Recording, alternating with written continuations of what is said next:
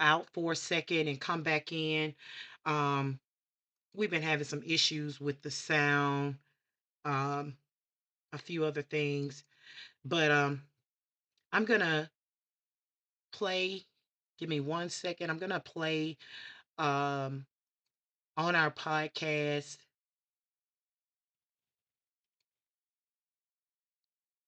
Let me see if I can find it. Here it is. To go in with the sound. Thank y'all for tuning in. You're with Sweet 103 Radio and Podcast. If you're joining us, I'm actually going to, um, if I can find it. Oh, here it is.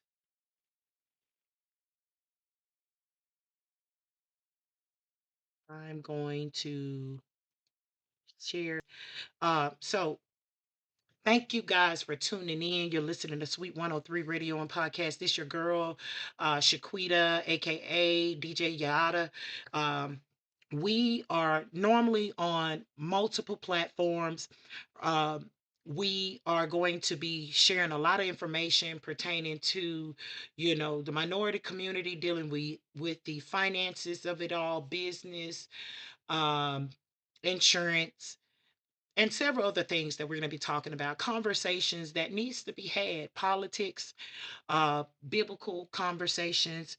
We do play music on Spotify as well as Station Head. If you had the chance to join us on Station Head, go ahead and follow us on there. Over there, we're on Twitch. You can follow us on Twitch. We're on Instagram, Twitter, Facebook, TikTok, anywhere that you find, you look for the logo that I've basically you see go across our screen. But also, when you get the chance, go ahead and like, subscribe, turn on your notification bells so that way you can get notified whenever we come on here live and share hot topics, conversations. As I stated, we are sponsored by BEF Insurance Solutions.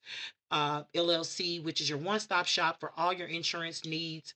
They're available Monday through Friday from 9 to 5 Eastern Standard Time. The phone number to contact is 1-877-225-9983. If you want to call or text, you can call the 678-915-2982 number, the 678-915-2982 number. You can also text that line. You can't text the toll free number, but you can text the 678-915-2982 number. Also, you can visit us on www.befinsolutions.com. Now, what this show is about right now, because we've all gone through crisis. I've been talking about topics on various channels as it relates to, relationship, overcoming crisis, overcoming some of the things that we go through on a day-to-day basis. Well, particularly these guys, I love their channel. I think before I've actually stated about them, Hardly Initiated. If you get a chance, go ahead and watch them. But I'm going to play their channel and I hope you guys are able to hear the sound. Let me just make sure that we're on. Yep, we're on. So I'm going to go ahead and play this and then we're going to chat. Okay. All right. Welcome to Hardly Initiated. It is your host, Ty. If it sounds clear, if it's coming through, drop a flame in the chat. I don't know what adversity is out here trying to stop y'all from getting Inky Johnson, but we not gonna make that happen. If you can hear me, drop a flame in the chat right now because y'all gotta get this message coming from this very prolific brother here, straight out the east side. I can't hold on, man. I got to get to the intro on this one. I really got to introduce this brother the right way. Yeah. Because we had to work hard. We had to build this platform long and hard to be able to earn this brother on the Hardly Initiated platform. But this is East Side Atlanta royalty sitting in the building here today. I'm talking about if you've ever been down and out, this brother's voice is one of the voices that you need in your conscience right here. One of the most prolific speakers of our generation, one of the greatest speakers in the world, no exaggeration. Welcome to Hardly Initiated. Man, I'm so honored, man. Ty Ryan, I'm so honored to be on, man. Thank y'all so much, man.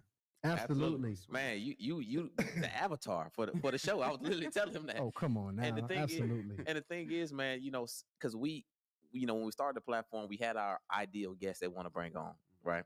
And of course, a lot of them we just never reached out to because there's no way they coming on the show. Yeah. And then, but we start building up that muscle, you know what I mean? And that gumption.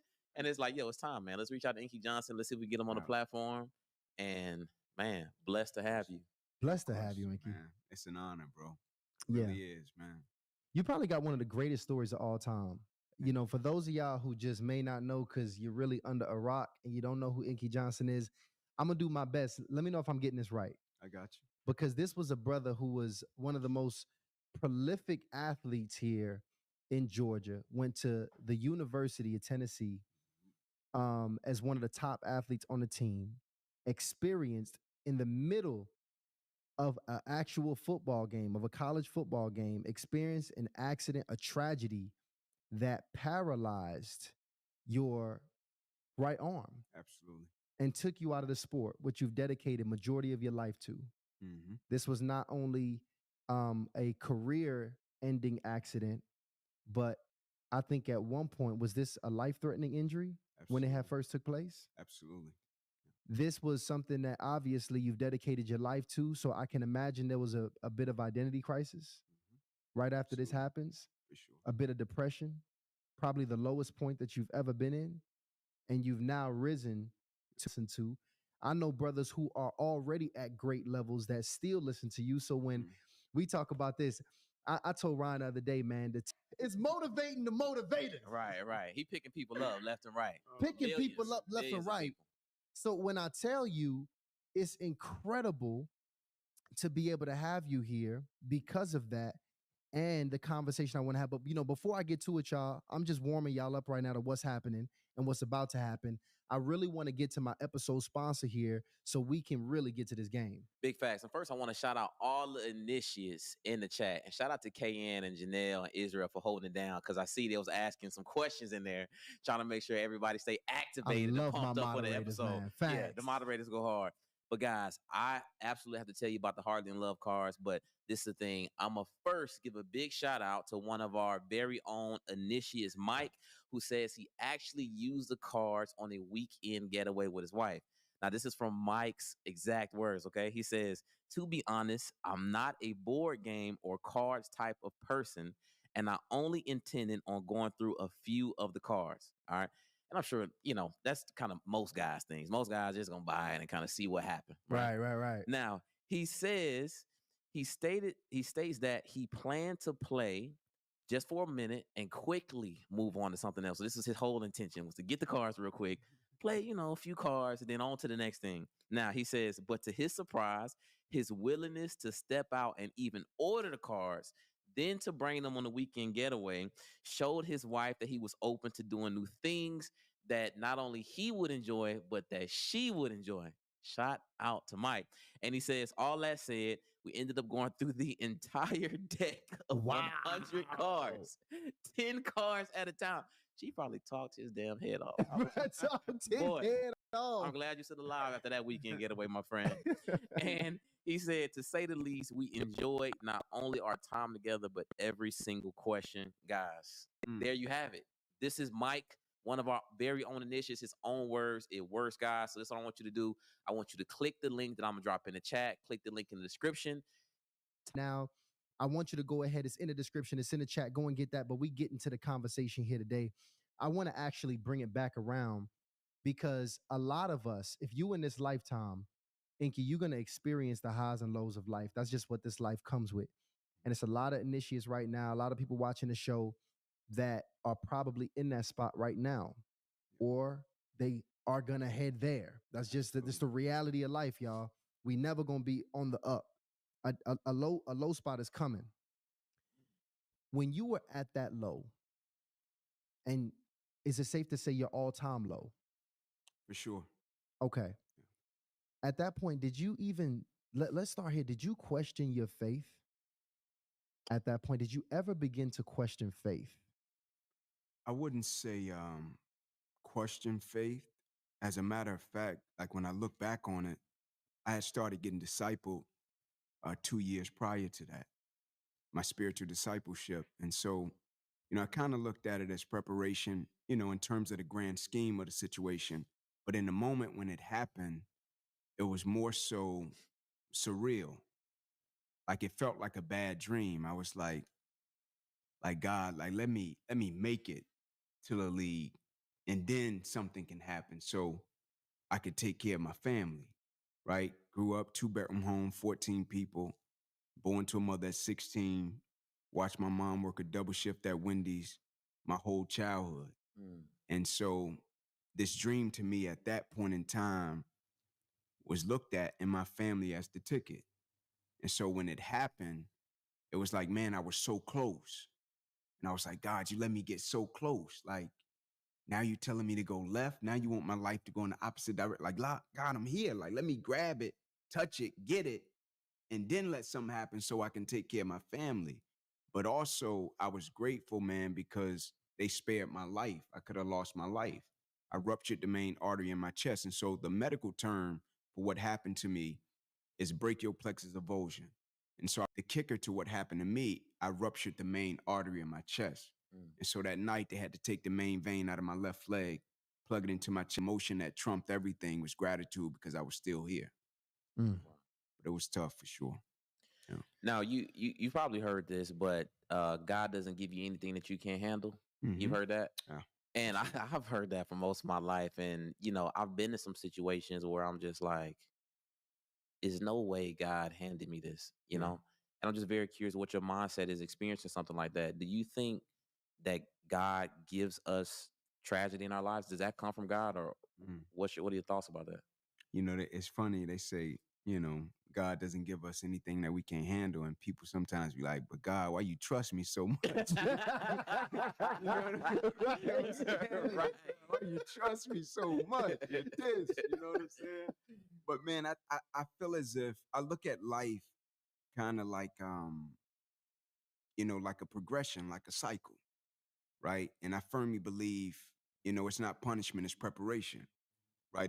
If we can put our perspectives and our perception in the space and place to view it that way, like we always get to a space and place, even in our most painful moments down the line where we say, man, I really didn't like that. That really didn't feel good, but I'm grateful for it because of the father that it turned me into. I'm grateful for it because of the mother that it turned me into. Not saying that in the moment we don't feel it, but I just view life in terms of it's not punishment, it's preparation. Now, working to get to that space and place, that takes some work. But I firmly believe everything that we go through serves a purpose for the here and the now, right? And so I just say That's appreciate it and absolutely try to correct. embrace Everything we it, go but through also understand that serves us one as day a you're going to purpose. figure out This why is you some had really to go good through that stuff, you moment, why you guys. had to face that When you adversity and look back on opposition. it, And I you're going think to you'll see find why you today had you'll to be go grateful through it. for it. This is really good stuff. Now, I think, especially as a man, Mhm. one of the worst things we can experience is not knowing where we trying to go in Absolutely. this journey of life. That's like feeling lost, Definitely. feeling like you at ground zero, feeling like you not having momentum.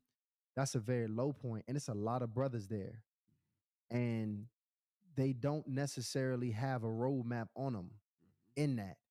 And I can imagine in that place where all your whole vision and your entire roadmap is geared one way, and you are absolutely lost in purpose in Absolutely. that way. And life shakes you at that point, and you don't know where to go. How should I best navigate that point? Hmm. I love it, man, because when you're young, like when I was young, I used to feel as if when things were going my way, when I felt as if I was attached to purpose, when I felt as if things was just clicking, right? Life was functioning the way I wanted it to function. I felt as if I was at my best, right? When I was young, that's what I thought in terms of, man, things are going my way, things are turning out the way I wanted to. I felt as if, man, I'm really at my best. But now, the husband, the father, got a few years under my belt. When I find myself in situations and circumstances to where like it's no man's land, right? I was a cornerback. And so it's a certain amount of yards when you can defend a region. I would challenge men to think in terms of, in that space and place, you can find yourself being your best version of yourself, because now you're not attached to the identity crisis. You're not attached to some of the things that you feel make you your best. You listen more. You pay attention more. You value people more. You take advice more, right? When things are going your way, you don't always listen. It's like, I love it. My boy Wallow used to say, like, you gotta listen when you winning, right? Because oftentimes when things are going an individual's way, they don't always listen. They're not receptive, right? They don't value people because you feel like you're at the top of the mountain. But when you're in no man's land, or you feel as if you're not attached to purpose, when somebody give you advice, insight, or just being around people, you value things a lot more. And so when I left football and I had to get to the next phase of my life, I had to move back to Atlanta. And that was probably one of the hardest things for me, because when I left Tennessee, I moved back to the exact same neighborhood I grew up in, 2 blocks away from where I grew up. And when I left this neighborhood at 18 years old, everybody was saying, paralyzed right arm and hand. I was no longer attached to what I thought was my purpose, the game. I had to move into my wife grandmother's home. The perception in terms of society, they looked at it like, oh man, like he back here with us, right? And to a certain extent, I felt like God, like we going backwards.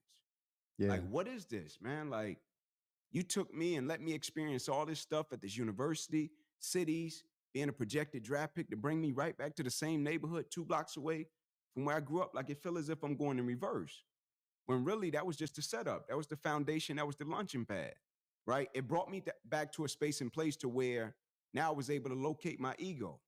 It brought me back to a space and place to where it put me in humility. I'm talking about put me in the foundation of humility, right? To where now when I was searching for my purpose, my posture and my disposition and my perspective was in a space and place to receive it, right?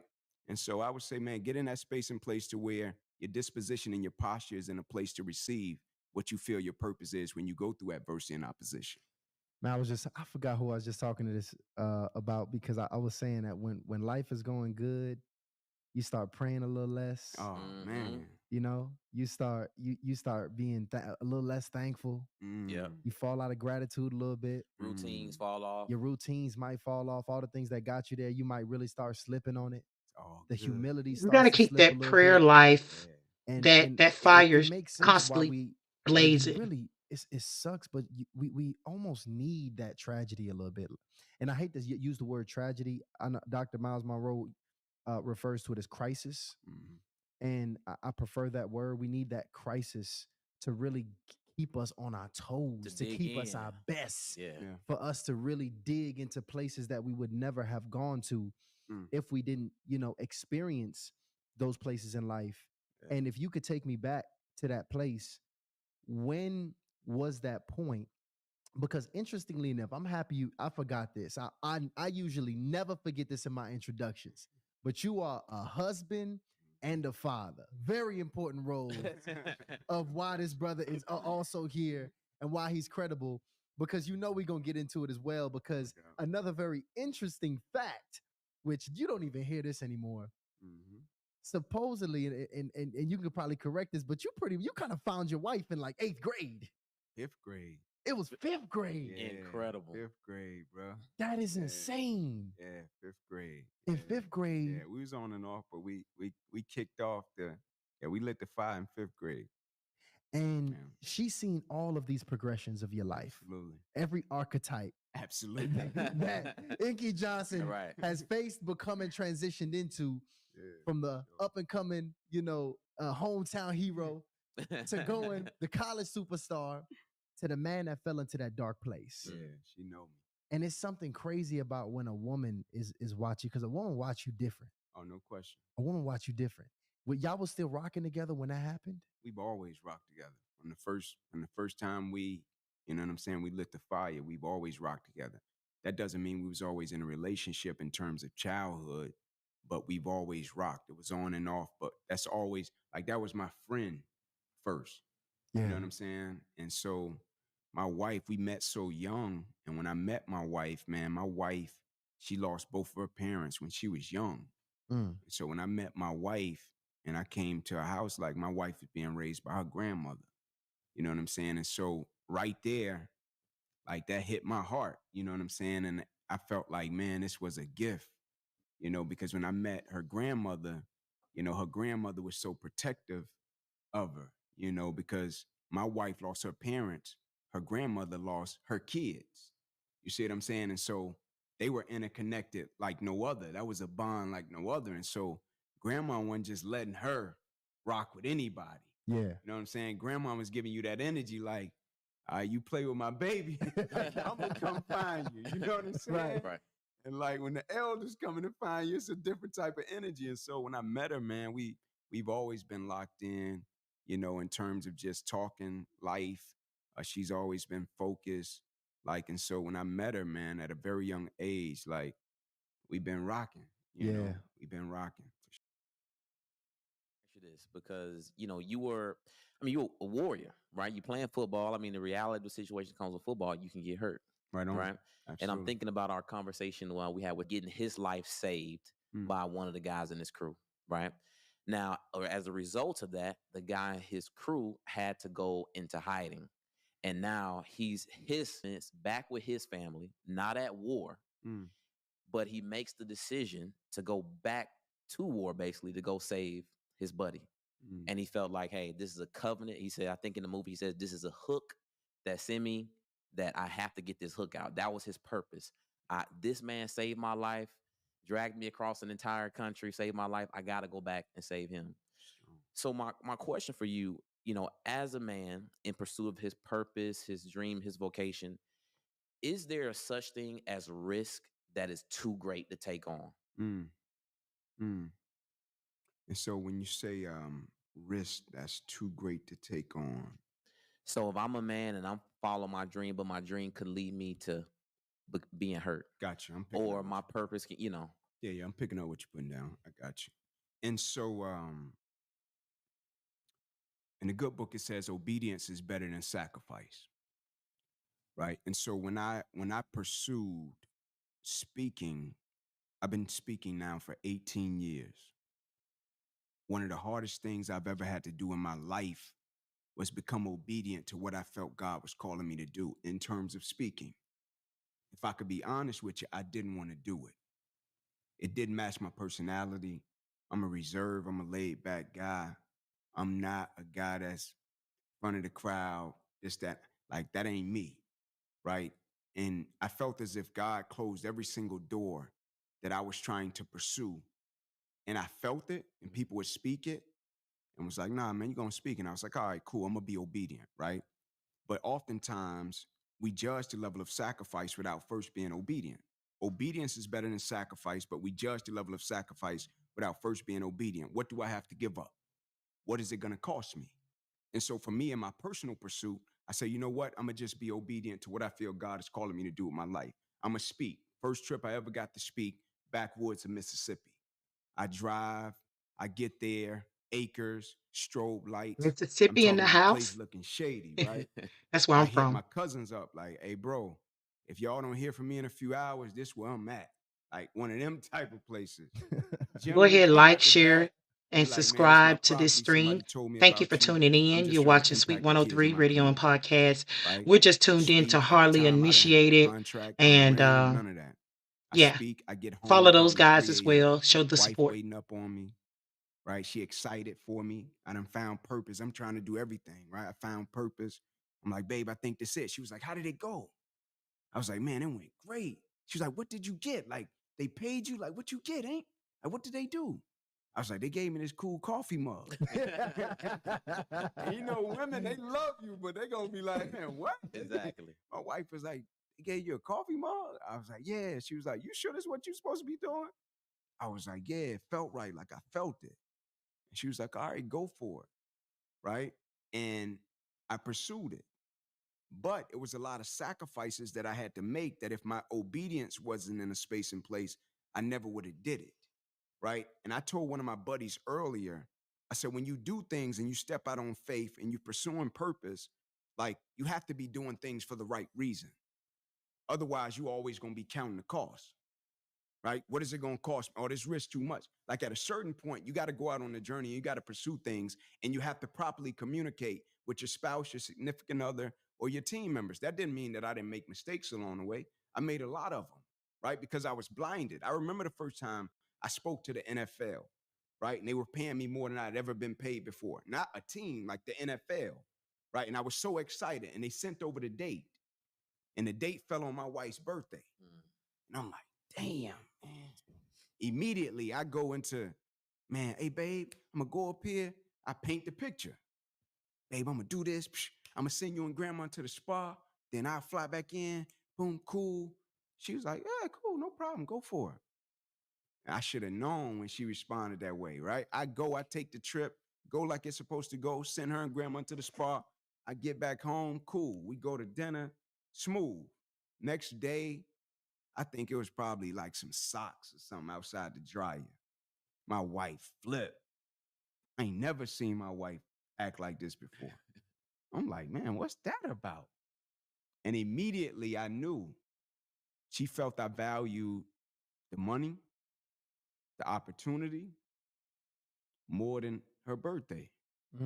I get another opportunity to speak. My wife will never have that birthday again, right? And I look at it the same way with my children. It's certain moments with my kids. When you talk about risk, it's certain moments with my kids. My kids not gonna have that again, right? Now you got time periods in your life with your career to where you communicate with your significant other, and you just got to do what you got to do, and it's understood. But it's also a point in time in your life to where, bro, you just being greedy, right? You just being greedy, right? You could have went to that for your son. You could have went to that for your daughter. You could have went to that for your wife. That's a time and a space and place to where you like, hey, babe, I'm going to grind this out. I got to do what I got to do. And that's the risk. But it's also a time to where it's not risk. And you got to be honest with yourself and you just being greedy. And it's going to hurt when you get that picture and everybody at that recital except you. It's going to hurt when you get that picture and everybody at your son game except you. And they going to remember it, right? But you got to understand and you got to discern when those times are to take that risk, to run, and when that time is to say, nah, man, I'm going to pipe down.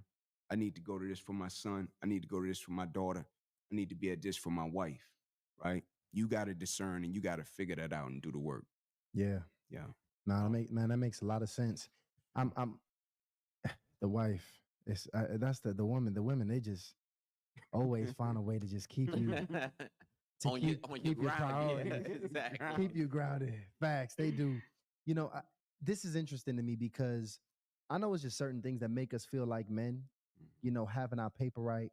Right on. You know, it just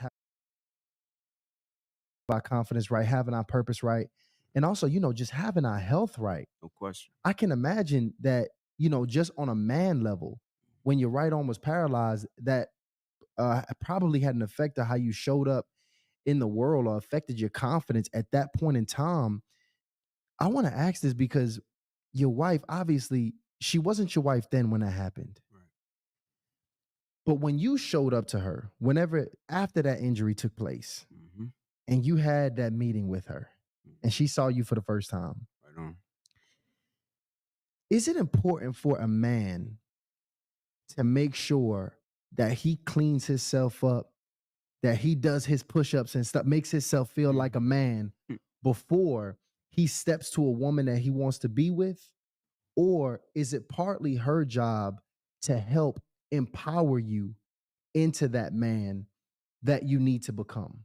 Yeah, I think it's twofold, man. It goes back to the example when you hear people talk about if you see somebody on the side of the road, their car's broke down, and you driving by and they just standing out there, right?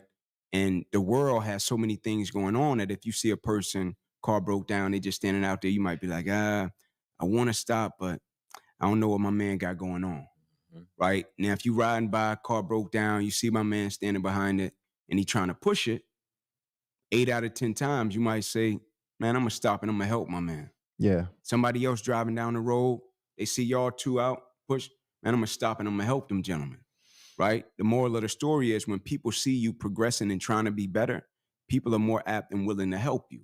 And so when we talk about like having ourselves in a space and place to where when we approach a certain woman or young lady having it all together, I remember I was doing videos early in my career and we were in the editing process, and I was telling the guy, he was cutting it and chopping it for me, and I had said something and I stumbled over a word, and he was like, "Nah, man, we're gonna cut this and we're gonna do this." And I was like, "No, don't cut it."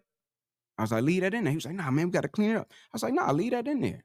I was like, "People need to see that you're human." I said, "But also people love to see the progression." Like people love to see the story and the journey. People love to see when you were right there and you got yourself together and you worked and you strive and you fought to get yourself in a space and place. That doesn't mean none of us are finished product, right? Some of the greatest advice I ever received, bro, I was 15 years old. I'll never forget it. They said to me, some days you're going to be less than your best, and that's okay too, right? Just bring your best. Your best will always look different depending upon the stage and the phase that you're in your life. And so none of us will ever be at the space and place to where every single day we show up, we just put together, we trump tight, we good. And so when you're working and you're progressing, I would say always be honest with yourself about what you're trying to do and the person that you're trying to become. And I think when a lady sees that, naturally, the nurturer in them is going to say, "Nah, man, I'm going to work and I'm going to ride and I'm going to help my man." Now, if you just a manipulator and you the master manipulator, some cats be master manipulators, bro. Like, Right. I'm telling you. But man, always be on the progression to just be better. That doesn't mean perfect. Ain't nobody perfect. But just every single day be striving and progressing to try to be a better person. So when somebody, "Oh, I'm picking up what you're putting down. Let me help you get to where you're trying to go." You know Yeah. what I'm saying? And so yeah, I think it's twofold. Honestly, that makes a lot of sense. Man, that was just a great analogy because you're absolutely right. And I think because I think when you talked about, if somebody car was broke down, they just standing there, Right. how you might not stop, but if they They pushing a setting car, you up. right, exactly. But I think a lot of people think that. I think a lot of people think that when they get in trouble, the expectation is just for everybody to come in, open arms to help you put out the fire. And I think a lot of people just get stuck. And when that doesn't happen, Right. when they don't see people around them moving, then they don't move versus being the one to initiate the progress Yeah, and man. then have people come join in. I think that's You really want, you know what that reminds me of? Because What? there's a saying. I actually don't like this saying. I had this conversation with a sister the other day. Yeah. There's a saying in this space. It says, "Don't date potential." Mm. Right. And actually, when you look up the word, here's what the word potential actually means. I just pulled it up, and I had to pull it up with her too. It's having or showing the to become or develop into something in the future. Mm. And this is exactly what you just described. Mhm. You having those signs where you showing that I'm becoming this person is evident. You see it in me. You see how I'm moving. You see the people I'm around. You That's see that I'm so not the true. same You don't want person to this date. quarter than I was last Let me quarter. just pause this for a second. You don't want to just date potential. What he's saying is you have to, and this deals with relationship. By the way, if you're tuned in to Sweet 103 Radio and Podcast, go ahead and like. We're multi streaming right now across multiple platforms. Thank you so much for everybody that has tuned in, whether you came on and made a comment. Shout out to my mama, Susie Ross, on platform Facebook. But this conversation is so much needed, especially in the minority community. We really need to understand that family life is where it's at, but also learning progress in our relationships and within ourselves. This is a great conversation. Quarter is evident progression. But we demonize the word potential because what's really happening is women are not dating potential, they dating their imagination. Don't date your imagination is probably the more accurate statement to dating potential because that's what you're saying your wife saw in you at that point in time. Even though you just came out of this, this crazy place and this story that most men will never see. Right on. You still were showing signs that you are a man worth investing in. Yeah, and it takes work, man. Like it takes work, like quality relationships and just growth in general. It takes work. You know what I'm saying? And so even when you speak to potential and you speak to just people growing, and it takes a lot of work. You know what I'm saying? When you see people in the press and what they're trying to become and what they're trying to do with their life, man, like you got to be willing to give people grace. You know what I'm saying? And it's so deep. Like people are raised different. Like I'll never forget telling my cousin, man, like we were playing on a team once, and I'll never forget, man, we were going to play against a private school, right? And we had an assistant coach, and he was saying to me, like, hey, Ink, like you see these cats over here, man, like they got two parents in the household, right? They both of their parents at the game, this, that, and the third, just trying to brainwash me, right? And I'm back there, he like, they ain't stronger than you, this, that. And I'm back there, right? You know, you 15, 16, you getting zooted, right? Yeah, they ain't, coach, you right. You know what I'm saying? But I'm a cat to where I'm a man of reflection, right? Like when something happens, I'm always find some solitude to sit with my thoughts, even if I'm in the wrong, even if I feel I'm in the right. Like I reflect a lot. And I was sitting with my cousin one day, and I was like, hey, bro, I was like, you remember what that coach was talking to us about?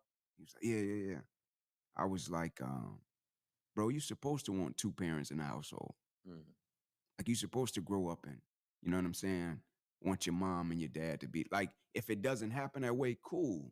But that's not something that you look at and think that because that person has both of their parents in the household, they're weaker than you. Facts. Mm-hmm. You understand? Or because they come from a certain type of, like, that's not the way you think about that. But it's people being raised, like trying to leave that think that way. And so when you meet somebody and you talk to potential, you got to understand like it's layered, right? It's a lot of layers to that onion in terms of how people are being raised, how people are being taught, how people think.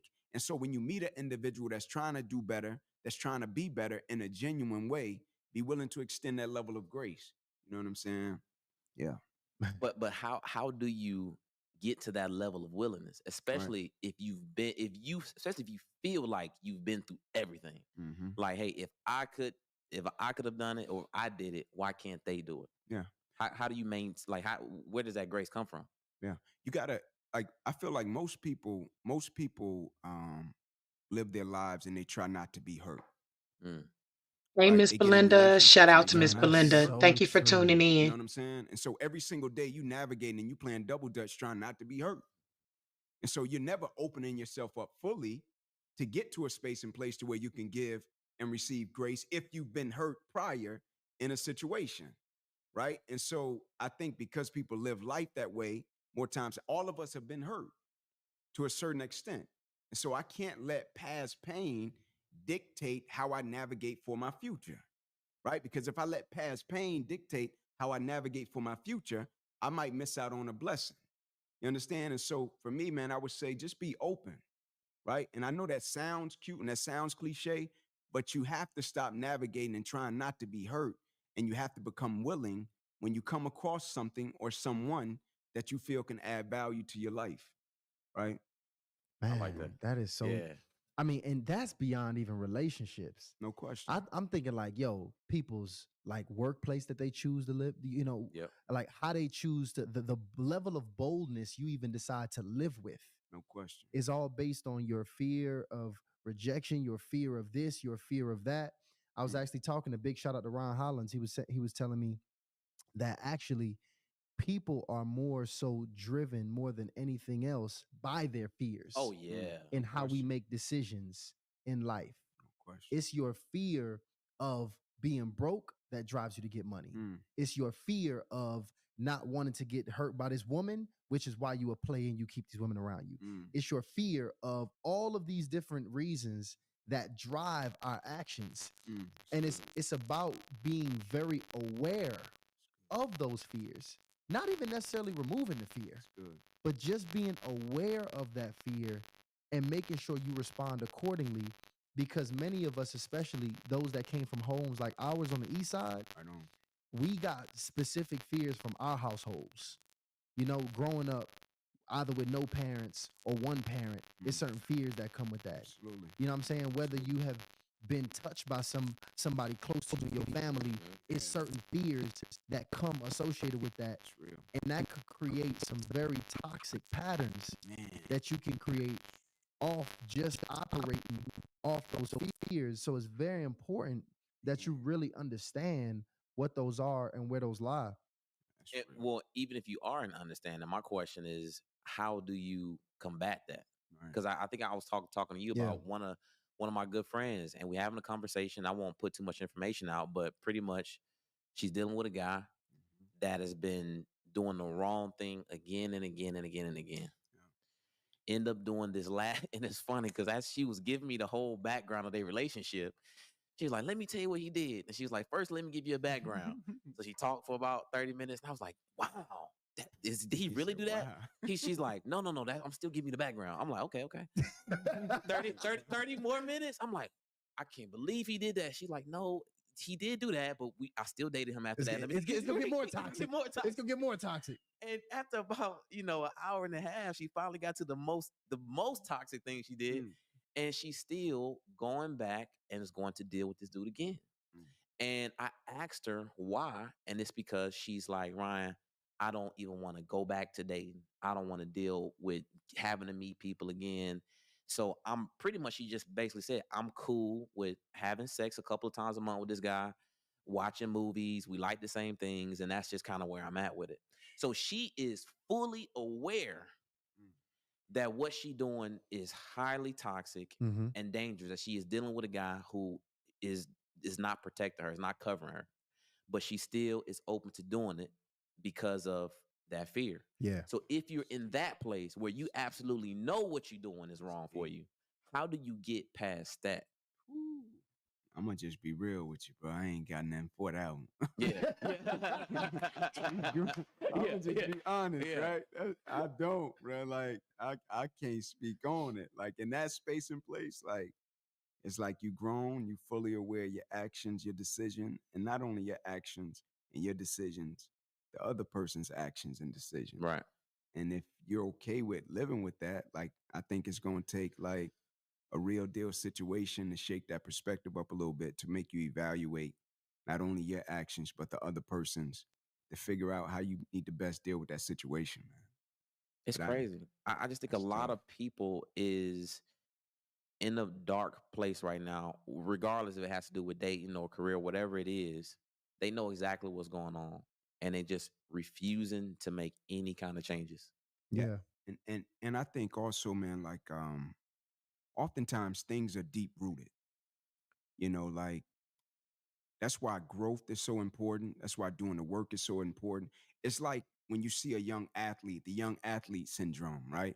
Talented, skillful, can run, can jump, stronger than everybody, can roll out of the bed, walk into the weight room, push up 500 pounds. A man can get on the turf, run a 4.340. And it's cats around him telling him, "Hey, man, you need to rest your body. Hey, you need to eat the right foods. Hey, man, you need to put the proper hydration." And my man, like, for what? Like, I'm stronger than everybody already. I'm faster than everybody already. Because he's not aware of his blind spots, but also he's not aware that one day his advantage will soon become his disadvantage if he's not growing and working. Mm. I'll never forget, bro. My wife went through a situation a few years back to where she just got in a rut. Like, and my wife is like a joyful, fun person. Like, my wife is an educator at heart, like a real deal teacher. So she's always activity. She's always like, that's the type of person she is. And my wife went through a rut, bro. I'm talking about like energy low, just flat, right? And as her husband, I couldn't figure it out. I'd never seen my wife like this before. Like, and I'm trying to fix it. Like, man, can I take her somewhere? Can we go on a vacation? Like, can I buy her something that she always wanted? And like, none of it was doing anything. And one day, my wife just broke down, right? And I'm like, "Babe, what's up?" I just sit on the floor with her, right? And I'm just listening. I ain't really talking. I'm just like, "Babe, what's up, babe? Ain't good." And she's like, "I'm at the same age that my mother was when she passed away when I was a kid, and our kids are at the same age that I was when I lost my mother." And she said, "My whole life, I've never wanted to get to that age and my kids have to lose me so I can experience, or my kids can experience, the feeling that I had when I was a kid." She'd been carrying this her whole life.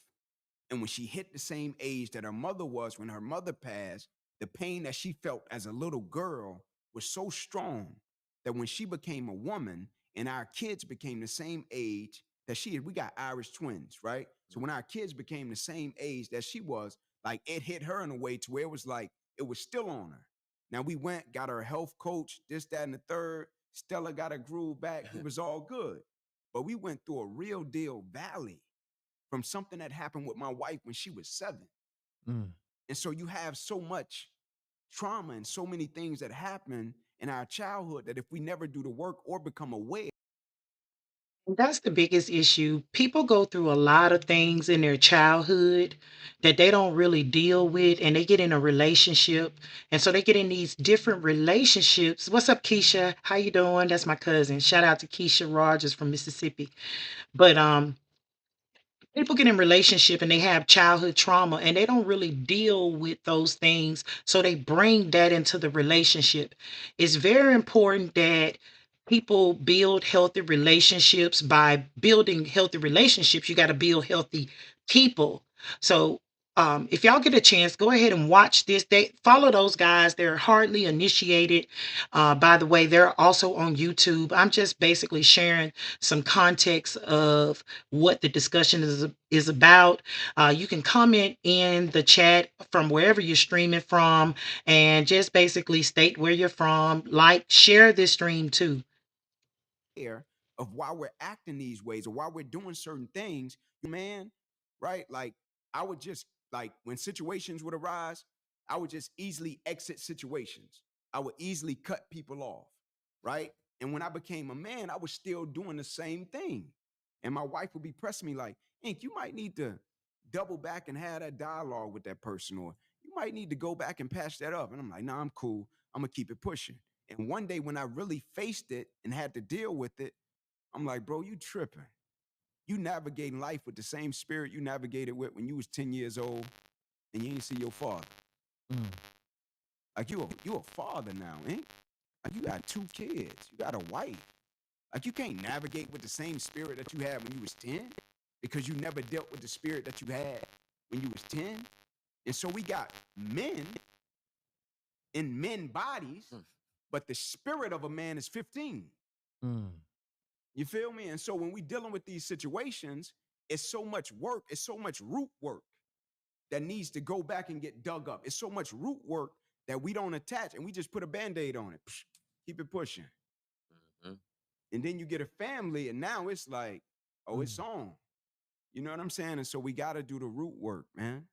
Do the root work. We got to do As the a root matter of work. fact, man, every story so far that Enki has told us has Hit. involved his wife. No So question. I can already Great tell. context. No I can already tell a wife is a major source of your personal development question. as a man. No question. And yo, for a man, what with like as men? Yeah. What's some of the biggest things that we should? I'm gonna keep it there, and we could take another layer. But let's start there. What's some of the biggest things we struggle with as men? I would say pride. I would say Communication, just submission of ego. You know, because ego, oftentimes in the pride, world, when you hear the word communication, ego, the all that world good often stuff. frames ego as a bad thing. I don't think ego is always bad, right? I said submission of ego because there's certain times in life to where you got to submit your ego, right? Depending on the situation, the circumstance, and the person. But also, as a man, like personal, this is on a personal level. Um, I feel like we struggle with, because of age, you know, we frame manhood with age. But I think sometimes, like, as men, we struggle with understanding who's the elder in the moment, right? And when I say who's the elder in the moment, oftentimes we feel as if because of our age, right, that we're the elder in the moment. Now, you could be dealing with a situation with your 15-year-old son, and the world has been moving so fast, whether it be technology, whatever the case may be. Like the world is moving so fast, and you can feel as if he's trying to communicate something to you, but because of your age, you feel like I'm the big dog, I'm the man, I ain't trying to hear that. But really, with the situation and what your son is trying to communicate to you, your son is really the elder in the moment because your son has more experience with what he's trying to share with you. But because of your age, you feel as if, no, I'm the elder because of my age. But I'm talking about information, right? Who's the elder in the moment? And I feel like oftentimes as men, we struggle with that. Mm. right? Based upon the age. And so I would say to start, man, I would say submission of ego, pride, and just understanding in certain moments, like who's the elder in the moment, right? That doesn't mean that you're not his father. That means in times of adversity, opposition, change, challenge, understand like who's the elder in the moment so you can force communication a little bit to get them to open up and share things with you that they probably wouldn't have shared if you didn't submit your ego and put them in a space and place to where they're open to share. You know what I'm saying? And Mm. so understanding that. I can imagine. Are those some of the same issues that we'll probably struggle with as men moving into marriage? No question. No Mm. question. Absolutely. And oftentimes, like I feel like, man, one of the greatest gifts that I could give to my children is showing them that I love and I respect and I honor their mother. Right? That's one of the greatest gifts, if not the greatest gift that I could give to my 12-year-old son and my 13-year-old daughter. That no matter what the situation is, every single day, no matter what we encounter, they know, man, my father loves, adores, respects, and honors our mother, Mm. right? And in situations like that, with adversity, opposition, trial, tough situations, I have to understand, like my wife, right? My wife is miseducation, right? Now it's times to where the kids might have something to where I might pipe up and feel like, man, I want to be daddy homework today. You know Mm. what I'm saying? Yeah. I want to put on my cape and I want to do some mathematics today. You know what I'm saying? It might not go well, right? But I want to try. You know what I'm saying? But my wife don't play about it. Mm. You know what I'm saying? And so I gotta pipe down. I gotta submit my ego, and I gotta let her do a thing. But also, just in terms of their development and our development, in terms of our growth and our journey, in terms of marriage, you can encounter an issue or a challenge, and you can forget that y'all on the same team Yeah. because something can hurt your pride. Something can shatter your ego. As men, our egos are fragile, Mm. right? Something can hurt you. And you can forget that y'all really on the same team. And so instead of fighting to find a solution for the issue, y'all end up fighting each other because at the foundation of it, it's your pride. I literally just said this a moment ago. Basically, with men, some men, and I'm not speaking to all men, just some men, when it comes to pride and ego, some men actually think that, especially with women who make a little bit more money than they do, that for some reason, it's an ego, it's something that was affected with them. They know they can't win the battle of, their pride is weighed in on what they make, as to a partnership, that you're in it together. So when there's a separation, it's almost like no one actually won in this, right? Nobody actually win when there's a separation. Like me myself, I'm going through a separation from my soon to be ex-husband.